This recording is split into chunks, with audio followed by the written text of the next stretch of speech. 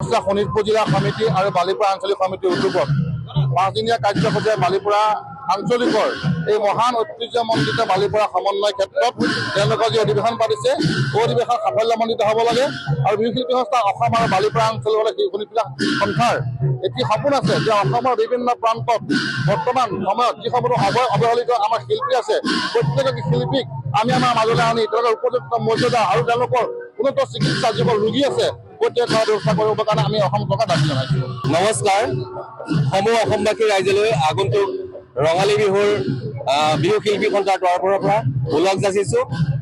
আজি আমি বালিপৰাত আমাৰ বিহু শিল্পী সন্থা অসমৰ দ্বিতীয় বাৰ্ষিক কেন্দ্ৰীয় অধিৱেশন আৰু বালিপৰা আঞ্চলিকৰ পঞ্চম বাৰ্ষিক অধিৱেশন অনুষ্ঠিত কৰিবলৈ ওলাইছোঁ।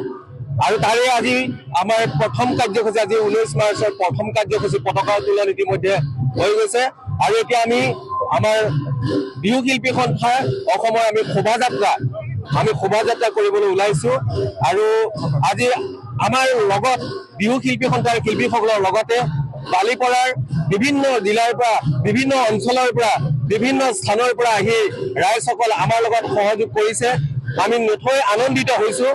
আৰু আমাৰ 5 দিনীয়া কাৰ্যসূচীত আমি সমূহ ৰাইজৰ উপস্থিতি তথা সহায় সহযোগিতা বিহু শিল্পী সন্থা অসমে আন্তৰিকতাৰে কামনা কৰিছোঁ। অহাকালিলৈ আমাৰ 20 মাৰ্চ তাৰিখে আমাৰ ৰাজহুৱা সভা অনুষ্ঠিত হ'ব। ইয়াৰ উপৰিও আমাৰ 23 মাৰ্চ তাৰিখে আমাৰ কেন্দ্ৰীয় যিখন অধিৱেশন আমাৰ অনুষ্ঠিত কৰা হ'ব।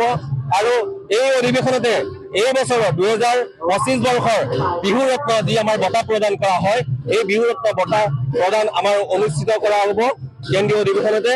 আমি সকলো কাৰ্যসূচীতে সমূহ অসমবাসী ৰাইজৰ লগতে আমি বিহুপ্ৰাণ ৰাইজৰ উপস্থিতি তথা সহায় সহযোগিতা বিহু শিল্পী সন্থা অসম তথা শোণিতপুৰ জিলা সমিতিয়ে আন্তৰিকতাৰে কামনা কৰিছোঁ।